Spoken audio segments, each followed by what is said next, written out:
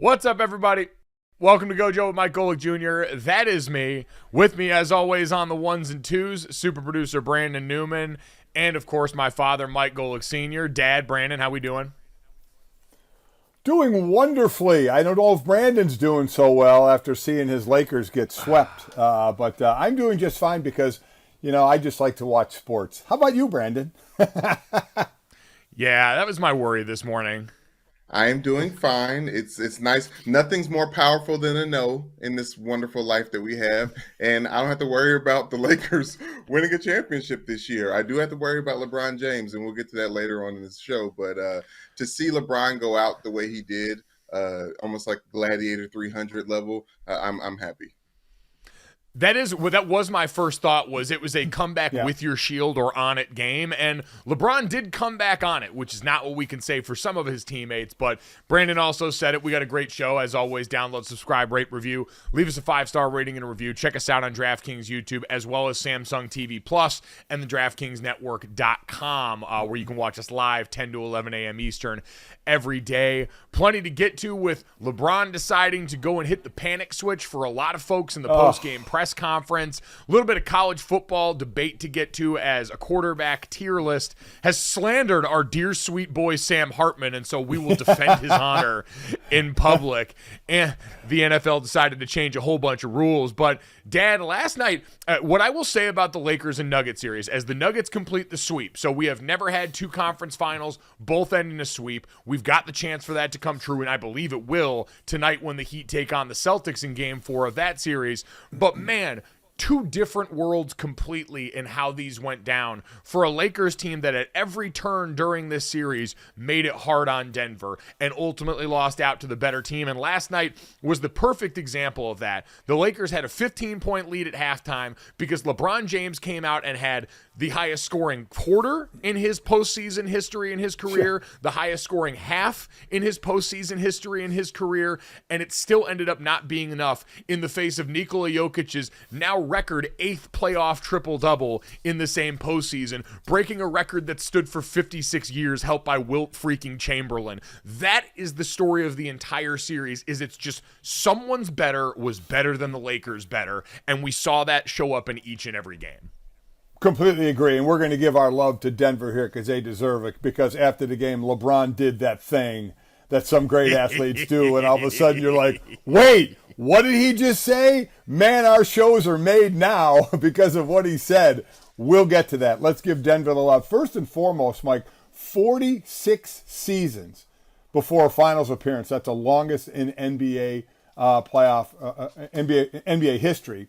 94 now after that win. Playoff wins was the most playoff wins without making it to the finals. So they have got rid of those evils out of their franchise. They have finally, and they're the better. Whatever team makes it now, even though if Boston were to come back and win, I believe they would have home court over Denver. That's not going to happen. Denver is going to play Miami, and Denver's the better team. Just don't say that really loud in front of Jimmy Butler. We have time to get to all of that. Jokic, 8 triple-doubles in 15 postseason games.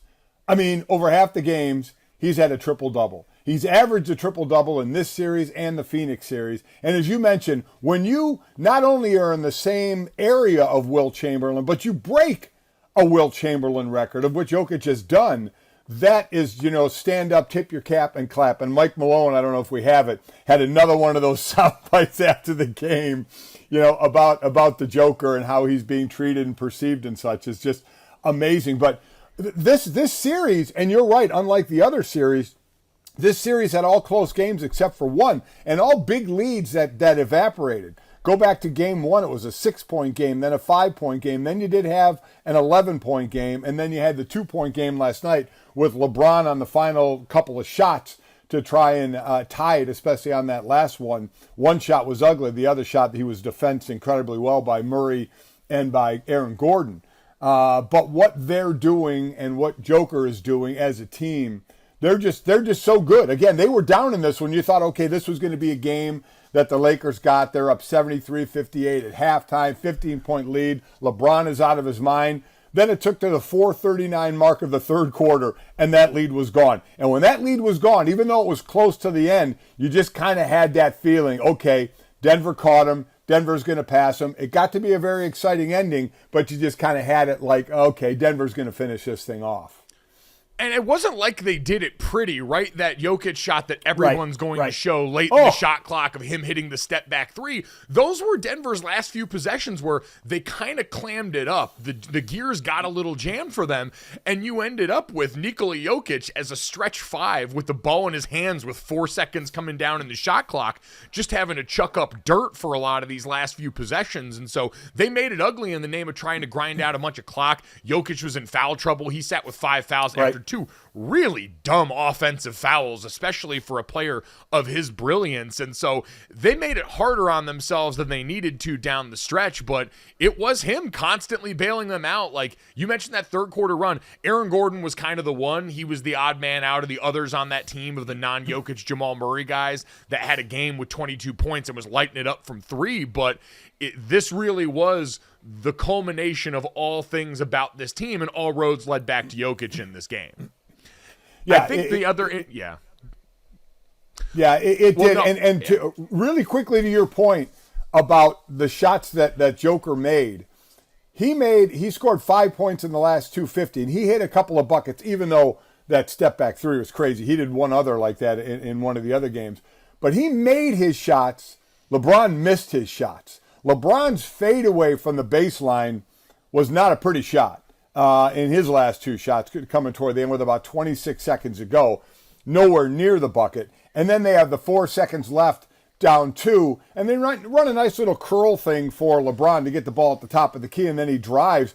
Give credit to Murray, who had his hand on the ball as LeBron was trying to bring it up, and then when LeBron tried to finish it, Aaron Gordon was there to just tip it a little bit. So that was a difference of 2 greats. Joker made his last couple shots. LeBron missed his last couple shots.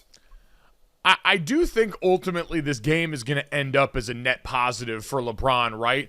The legacy talk's always overblown because at this point you're trying to course correct something that's been on such a stern path for a long time.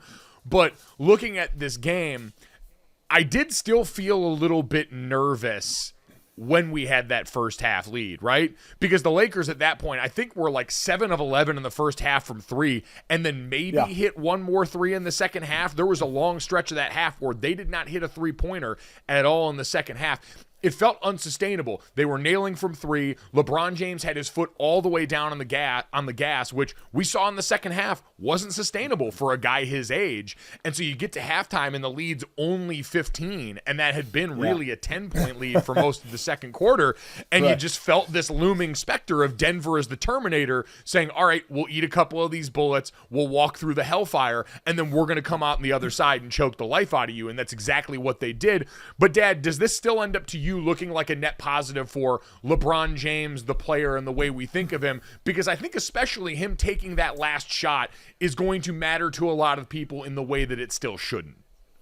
Yeah, I agree with that. I mean, that's been the one rip on LeBron through all the years of covering him, is take the last shot when he would just as easily dish that thing off, and because he drew the pressure and let somebody else take that shot. That's why he's that passer instead of shooter all the time. That's why another reason why people won't put him in the category, with Michael Jordan as the greatest of all time, because there was none. Now, we did see a couple of times Jordan actually dished the ball off, but for the most part, he was taking and those for the shots. most part, LeBron's had some of the best crunch time numbers in NBA history. So these are all exactly largely right. misnomers, but it's barbershop talk. Absolutely, 1,000% right.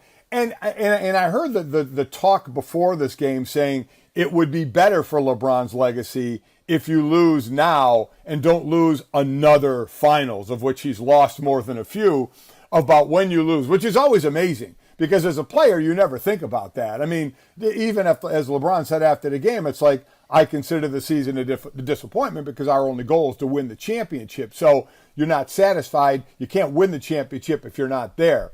But they sit there and talk about legacy of losing yet another NBA Finals. To me, Mike, it's not so much if he were in the NBA, if this was the NBA Finals and they were swept, or it was a Game 7 or whatever, and he put up 40 and was the oldest at 38 years old to put up 40 points in a postseason game. If he did this in the finals, I think we'd still talk about him the same way. Yeah, he lost another finals, but look at this old man go.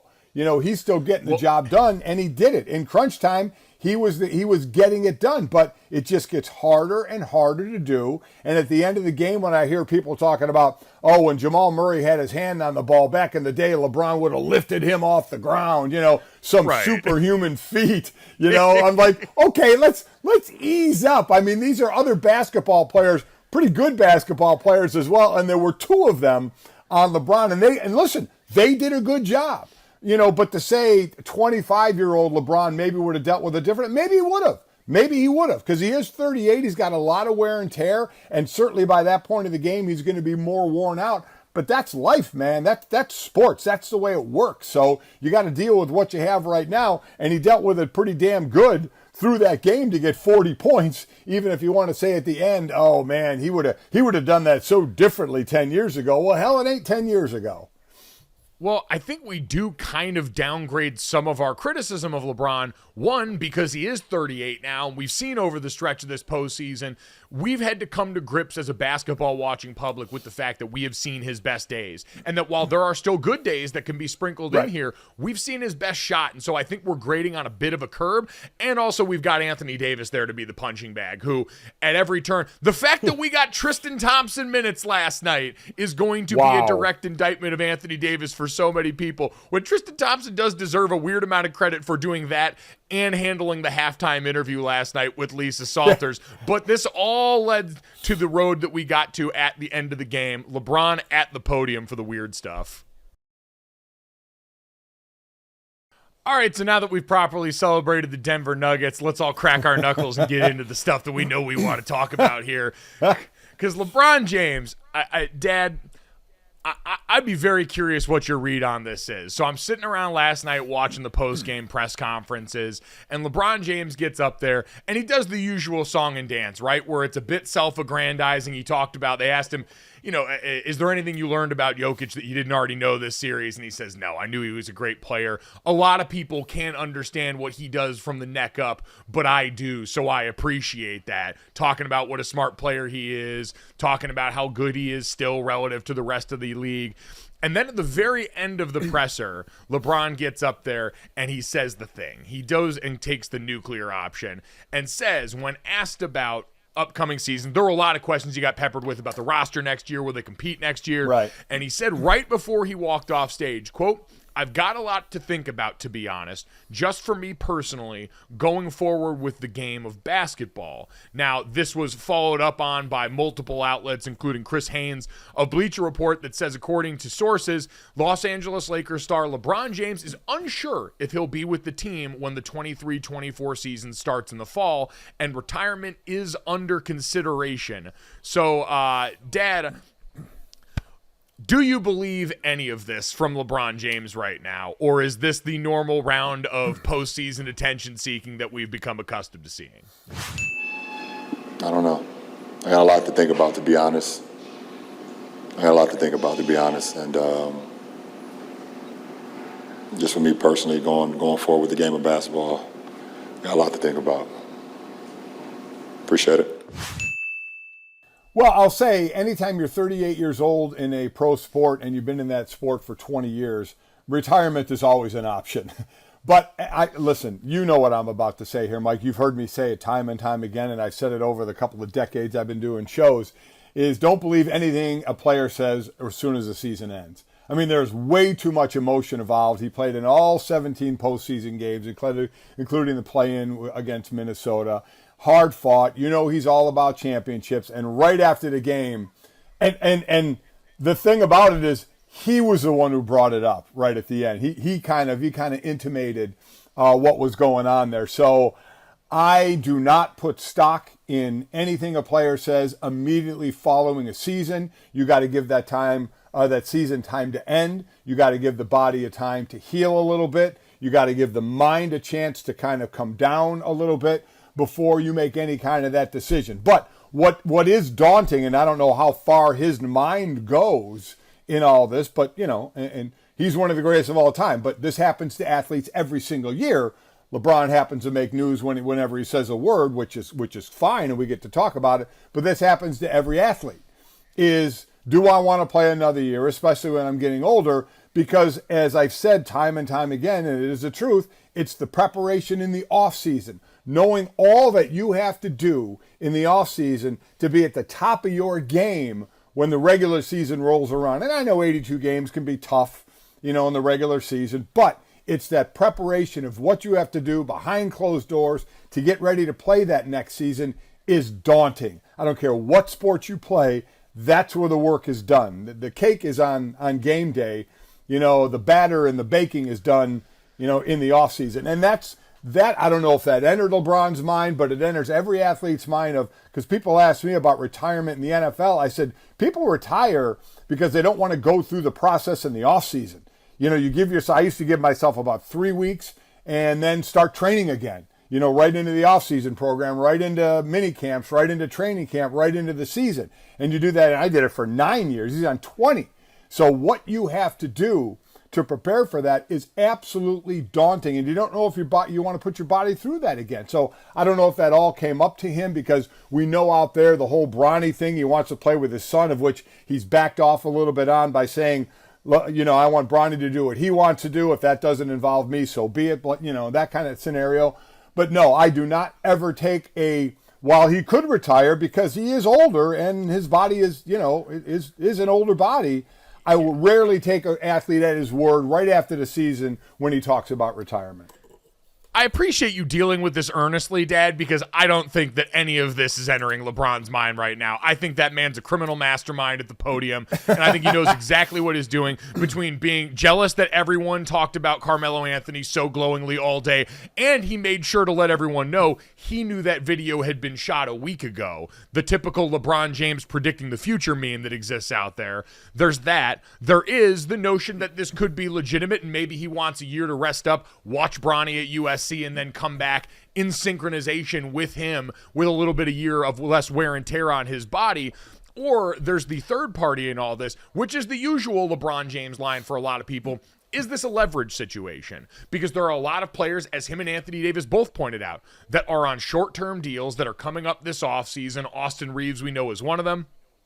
But Kyrie Irving was also in the building, and I heard Brian Windhorst and the Hoop Collective guys talking about the possibility of them going there, and there's part of me that does wonder, Dad, is this LeBron James doing what he's done his entire career, making sure franchises understand there needs to continue to be a sense of urgency, and that even though you remade our whole roster at the trade deadline, there's still always more that we can do. Do you think that Kyrie Irving panic button could be something they explore?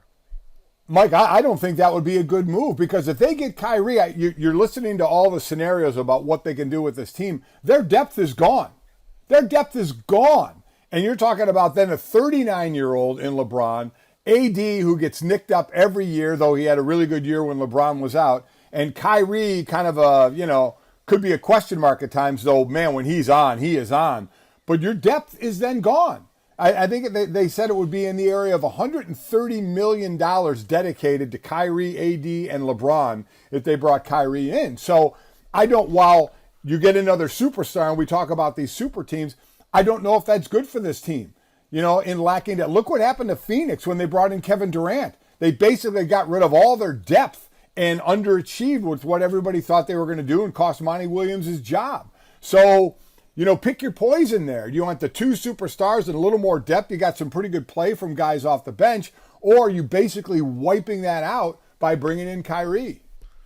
Yeah, I do think Phoenix is an interesting cautionary tale, and you just lost to the team that's the example on the other side of what happens if you give stuff longer than half a season to bake and formulate there. Right. But you have to ask yourself, and the reason I think they're at least going to kick the tires on and explore it is you got to decide what you need more, because LeBron James at his age is a different X factor. Do you need more of another superstar who's able to shoulder the load in critical moments when LeBron James runs out of gas? Or do you need the depth in the team around him in the belief that with another year, LeBron and AD can still be enough for you on the star front? That's the calculus you've got to decide. That's the Anthony Davis insertion into this conversation as well. Those are all of the big questions that the Lakers now walk into this offseason with, thanks to LeBron James at the podium. All right, we got some NFL rule changes to get to. We got a little bit of college football realignment talk to get to, but We also probably should say thank you, Dad, as we talk about LeBron James at the podium last night. Really, the entire sports talk industrial complex owes LeBron a thank you card because he just handed us instant content all summer long. LeBron James knows this. He's been around the content game for a long time. He does the shop, all this other stuff. Dad, I would venture to say it's more likely we get a LeBron James podcast that starts this summer than it is a LeBron James retirement announcement this summer. Where are you at on the likelihood of that, on the God's green earth scale of no way LeBron retires to it's a possibility because he's old as hell and look tired as hell? There is, I'll say this. Here we go. There is no way on God's green earth LeBron James retires from the sport of basketball this offseason. Not going to happen. I still think he wants to play with his son, who has to play at least 1 year or be a year out of high school, and he'll be at USC. And I just think once his mind settles and his body heals up a little bit, he will be back for yet another year and another run at the championship. I agree. And honestly, the podium, while it's meant to throw us off the scent and meant to make us believe he's actually mortal thinking about retirement, it actually just reminds us that LeBron is so addicted to the spotlight and so addicted to the attention that he's had basically since he was 14 years old that he couldn't even in that moment let the Nuggets have it, let his friend Carmelo have it, let anybody else have it. He grabbed that thing by the haunches and got it right in. So I think you're right on that. I think we're going to see him back on the basketball court next fall. Yep. I do think he's going to be there, and I'm a little disappointed. He kind of pulled a Joe Montana, if you will. He took the spotlight away from Carmelo Anthony, who had retired, just as when I retired in 1994, or whenever I retired, whatever the month was, Joe Montana retired the same day. You know, he stole my shine, you know, of the big press conference that I didn't have, the big announcement that I didn't make, but was all stolen away for the 2 or 3 people, especially the people in my family that knew I was retiring. All of a sudden, they were like, wow, Joe Montana retired. Let's start looking at his career. Dad, we'll push you aside. So, yeah, I'm talking about, you know, you kids. Even though you were young, you were 4 and 5 years old, you guys were more interested in Joe Montana's retirement than your own father's. I mean, it's a classic. I didn't realize that Tom Brady had stolen that move from Joe Montana. You are the J.J. Watt to Joe Montana's Tom Brady in this situation. It's exactly right. It's exactly right. Again, I was the player nobody knew retired, but still, in my mind, he stole my thunder. And he's a fellow Domer. Wow. I know. That you figured there would have been some honor amongst brothers in that situation. I'm a little stunned. He played with Uncle Bob, so you guys had the family familiarity there. It's a damn shame is what it is. So I thoughts and prayers to you. I'm glad to see you've still held on to that at this point. Dad, speaking of the NFL, we might as well get to some of the rule changes that we had go down yesterday. Yep. The spring owners meeting is a little more tasteful and understated than its counterpart near the end of the fall. Went through, and all the rules that everyone talked about went through. We had the emergency quarterback rule reinstated after the 49ers had to trot Christian McCaffrey out in the NFC Championship game, and we've heard them complain about that all offseason long. So teams can now carry a third quarterback on the roster without it counting against their game day roster total and all those things that we knew had been a rule in place before 2011, changed after that. They announced the NFL draft is going to head to Green Bay in 2025, so they're finally getting a little piece of the pie. But, Dad, we've had discussions, you and I, a lot on shows about Thursday night football around the NFL, and we got the latest chapter added to that is now Thursday night games can officially be flexed. We knew the rule had changed to allow teams to now play 2 Thursday night football games over the course of a given year, but now from weeks 13 to 17, the NFL can flex any game to Thursday night football with a 28-day notice, so about a month notice here. Is this a net positive for you? What should people feel about this change to Thursday night football? Listen, I am not one of these and never have been. I know the players talk about player safety and playing on Thursdays. You know, again, when I played on 2 or 3 Thanksgiving games, no one was concerned about my safety, you know, playing on a Thursday. And now every team plays at least once. Now, you can only have a max of 2 games on Thursday right now. And we've seen teams play on 2 Thursdays, but sometimes it was Thursday to Thursday. So they still had a full week. So this wasn't about a short week, and then after a Thursday game, you get 10 days till the next one. So you're never going to get me to sit here and cry about, oh my God, the safety of the game playing on Thursdays. Players can do it. You can play on Thursdays. The fans are the ones that really get nailed here, because it could be 28 days in advance. Fans who have tickets for Thursday night games, all of a sudden, your team could be playing on a Sunday, and you're SOL on the thing. But again, it's a business that's concerned mostly about the bottom line. The fans are going to be there. Anytime we've tried to say, oh, this is going to kill the NFL and their attendance, it doesn't. The attendance stays high, the TV ratings stay high. That's just the way it is. And the NFL makes their $15 billion a year or whatever it makes, and everybody is rich, fat, and happy. The owners are billionaires and the players are millionaires. So that one doesn't really affect me, Mike, at all. The Thursday night games, players, while you feel it for sure, players will be just fine. They can handle it, and life goes on, and everybody continues to make their money. Playing one is different than playing two in a regular season that also had a game added to it, and then a postseason that already had a game added to it too. It's been a lot of extra strain on players' bodies added all at once in this situation. If you're playing one Thursday game, that's just like we all played on Thanksgiving. We played one Thursday game. I get we played it, on Thanksgiving. But now the good teams can play two, and with what you talked about on Thanksgiving, there's also the possibility that a team that plays on Thanksgiving could get one before or after and play 3 Thursday night games in a season. So let me see who gets a couple of Thursday games both on short rest. Because as I said, we've seen it on Thursday to Thursday where they still got the full week. So we'll see how that plays out. If you start telling me there's going to be a couple of teams that have the short rest and Thursday games, I'll re-enter the discussion. But let me see how this plays out at first, because as I said, after a Thursday game, you got 10 days till your next game. So, I have not been one of those, and I know the old-time player, what's going on. No. I've said this all along. I think players can play on Thursday. But, as I'll repeat, you give me a couple of games on Thursday where you're getting short rest, now we have something to talk about as far as how that team is getting rest compared to other teams.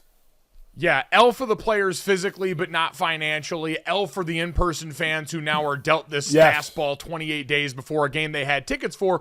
Win for the people that watch it on TV. And really, this is a message sent that what Jeff Bezos has invested in Thursday Night Football matters more to the NFL than all of that. They're going to give Thursday Night Football better games because they have got someone that's willing to meaningfully invest in those games that they want to respect and make happy. It's the Jeff Bezos Invitational on Thursday night, and everybody is invited at this point. So we will get better games, and that will be great for us as viewers, but there are a lot of other people that it was made clear you are not as important as what the money says, and that's the general theme of the NFL.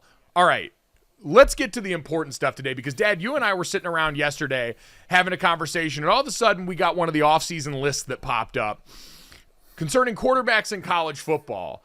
Our good friend David Hale over at ESPN, writer and reporter, does a great job covering the ACC amongst many things, decided to put together a tier of all 133 FBS quarterback situations, broken down into tiers, and especially the top flight quarterbacks. And he decided to put our sweet baby angel, Sam Hartman, down in what amounts to tier 4. So, David, how do you defend this egregious error against the Notre Dame Nation and against our sweet baby angel, Sam Hartman, to put him down there in the lowest ranks in rank 4? It's one of those things that I spent just a truly masochistic amount of time investing in thinking through where to put each of these I sat and slaved over where does New Mexico State's quarterback go in this grand scheme of things. And after hours of blood, sweat, and tears, this story pops up on ESPN.com, and I immediately regretted all of it. Every one of them was a bad decision.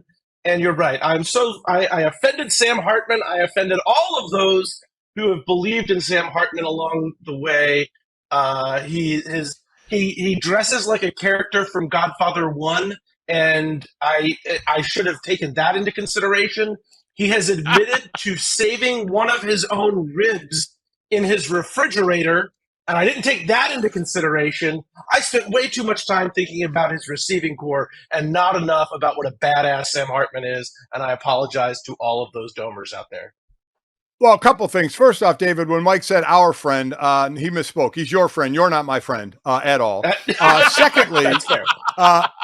Secondly, what I gathered out of that is you took 5 minutes to put this list together and you hate Notre Dame. Tell me that's more the truth. I default to I hate Notre Dame. Yes, that goes without saying. I actually have I write it out in Microsoft Word, and I've set up a macro where as soon as I use the words Notre Dame, it just bumps it down to the bottom of the list automatically. It's very efficient for my time anyway. So, David, in all seriousness, and everyone, make sure you check out this list. It is an exhaustive amount of work. It is everybody. And the way it broke down, for anyone that hasn't seen it, you had in the top tier, the 1A, Caleb Williams and Drake May, the Heisman winner and one of the NFL draft darlings for next year.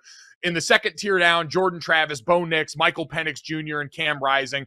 And then we start to get into the tiers with some of the other quarterbacks people have gotten to know. KJ Jefferson, Jalen Daniels, JJ McCarthy at Michigan. And we talked about Sam Hartman, but for you, was there a quarterback that you did have the most difficult time trying to place when you thought about their ranking going into next year? Well, Hartman is a good example of a guy that it kind of shows what the larger issue is when you have so many transfers. So last year, and Mike, I cover a lot of ACC, so I know Sam Hartman well. But last year, the ACC was sort of where the Pac-12 is this year, and that you're the quarterback. Everybody's stoked about the quarterbacks. You look at a guy like Tyler Van Dyke, Brennan Armstrong, Devin Leary, all these guys who were supposed to be really good last year. They get a new head coach or a new offensive coordinator, the scheme changes, and off a cliff. And so I don't think that's what's going to happen to Sam Hartman, but I think when you take a guy who has had so much success, particularly when you look at Wake Forest, that is a unique offensive system. So a guy who has had a ton of success in that, and then you put him in a different system, how will he adapt? How will he make that transition? I think Hartman is super smart. He's a really accurate deep ball thrower.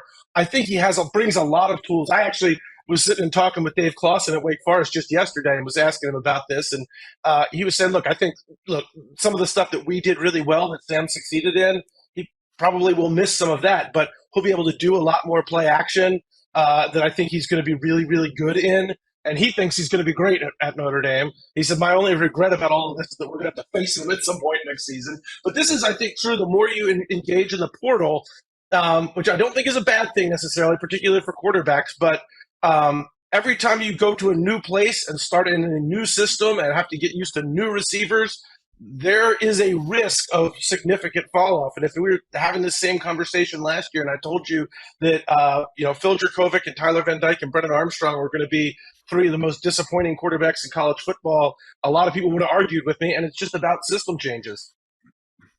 David, couldn't part of that be, we talk about the system at Wake Forest and his success there, that he was a major reason for that system to be successful, and that part of it could carry over to Notre Dame?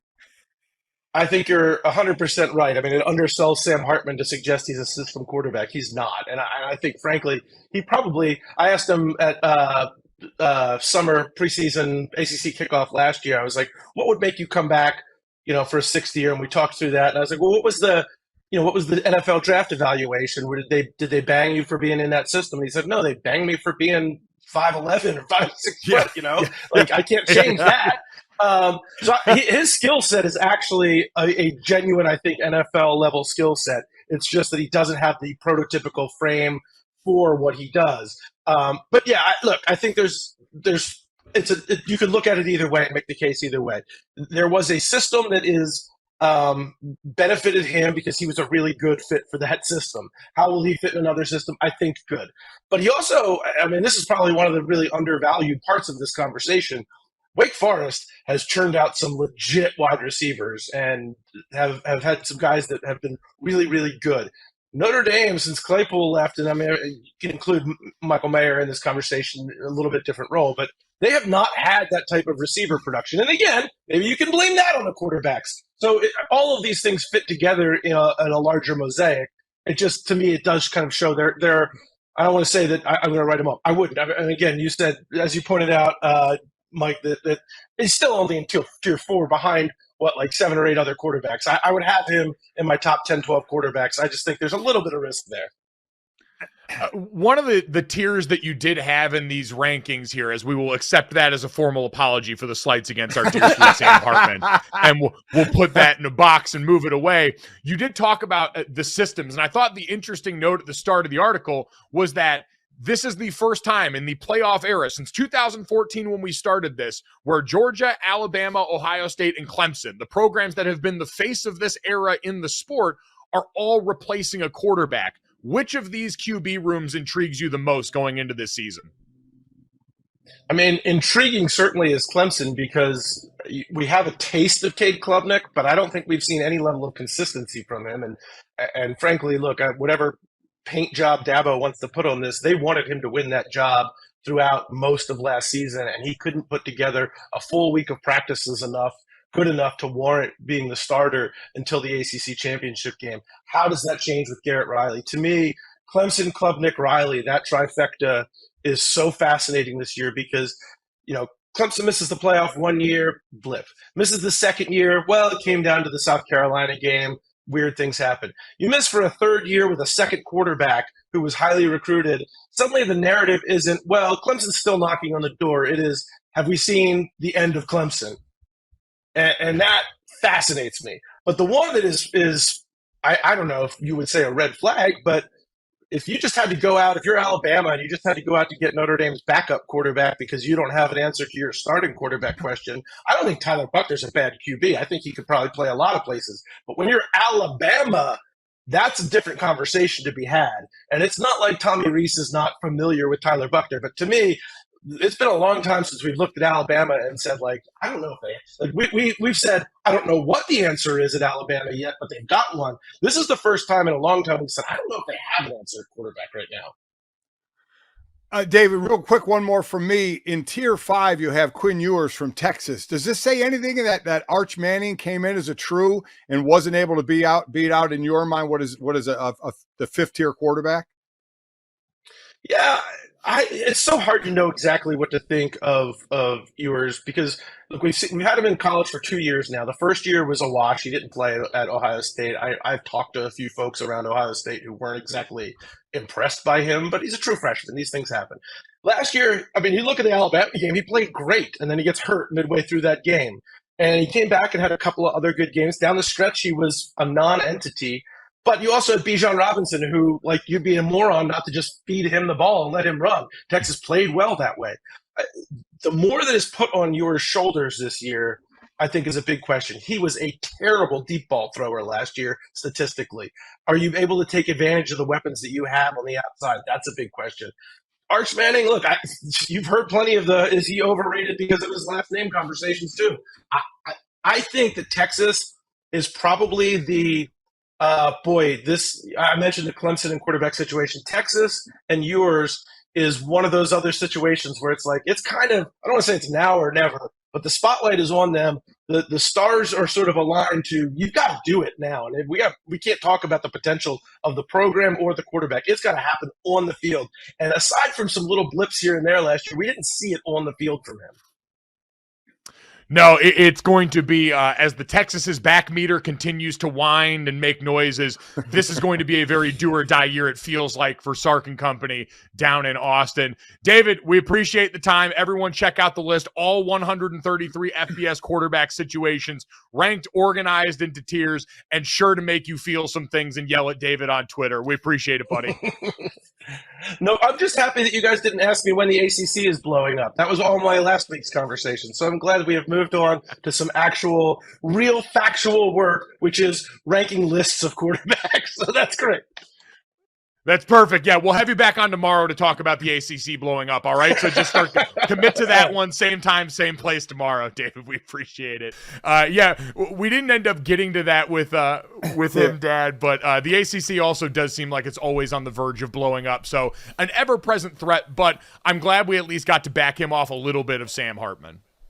That was nice to have him on to talk about this since that's his first and last appearance on your show. So he'll never be on again. Nope.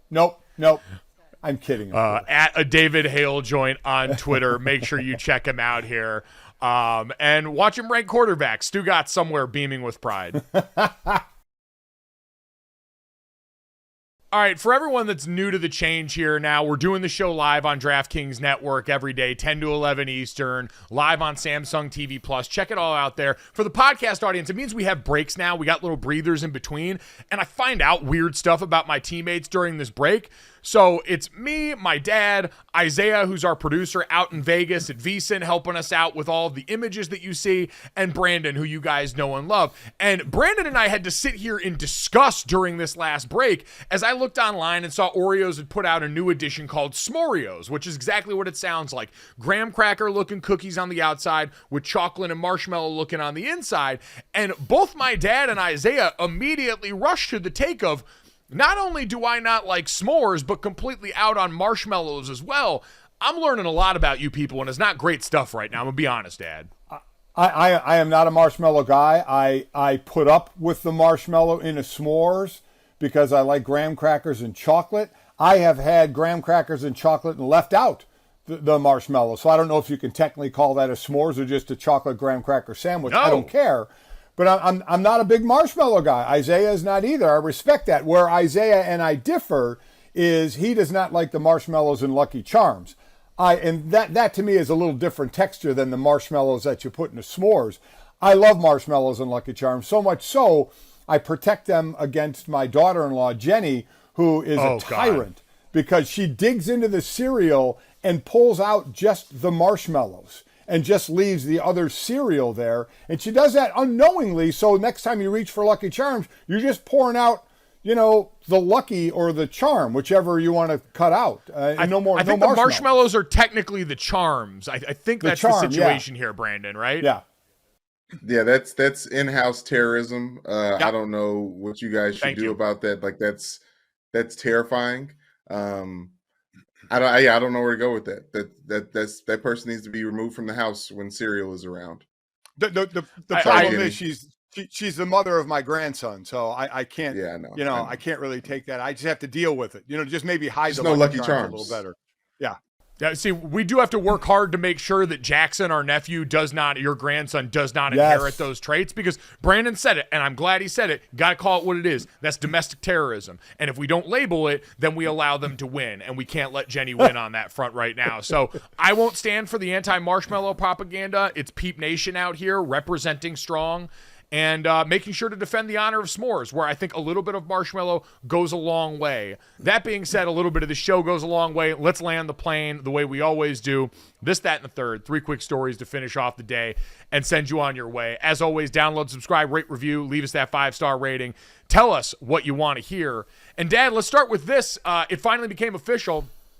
Las Vegas Raiders owner Mark Davis acknowledged on Monday that they have come to an agreement with Tom Brady, the retired NFL quarterback, to acquire ownership stake in the organization. No word on if he's admitted that the Tuck rule was actually FUBAR or not, but Dad, just another great piece of the Tom Brady portfolio being added now. Yeah, remember, he's part owner of the Aces, the WNBA team in Las Vegas. He seems to have an affinity for Las Vegas on buying things there. We're seeing more and more of the top-level, top money-making guys or high-profile guys getting into ownership more than coaching or GMing. And that's why I'll be interested when LeBron does hang it up in a couple of years, what, these guys, a lot of these guys seem to dig going into the soccer world, as well. I'm going to give everybody a chance to win money today when you go to work in this trivia question. Mike, you got nobody will get this one. Tom Brady is now the third former NFL player to have ownership of a team. He is the third. So I'm sure there are people out there going, who the hell are the other two? One was a disgraced owner who basically got booted from the league, was going to get booted, sold the team and made a boatload of cash for it, and that's Jerry Richardson of the Carolina Panthers. The other, George Halas. George Halas and Jerry Richardson are the only guys who played in the NFL and then had ownership of a team. Well, yeah, and then they bought the team back when bread cost a nickel, so it's a little different now for Tom Brady, who's got to buy a piece of a multi-billion-dollar hide. Like, it feels disingenuous to compare them. It's all relative of the money back then. I want to know how much those guys paid for their initial ownership stake in the team and where that compares. How much that money got you back then versus how much what Tom Brady has had to pay will get you now in this league. That's the math I need you to math for me today, Dad. Wow, you are a negative Nelly on that one. These are former players who had ownership in the team. You know, I don't care. I don't care if they paid a nickel for it. They got in.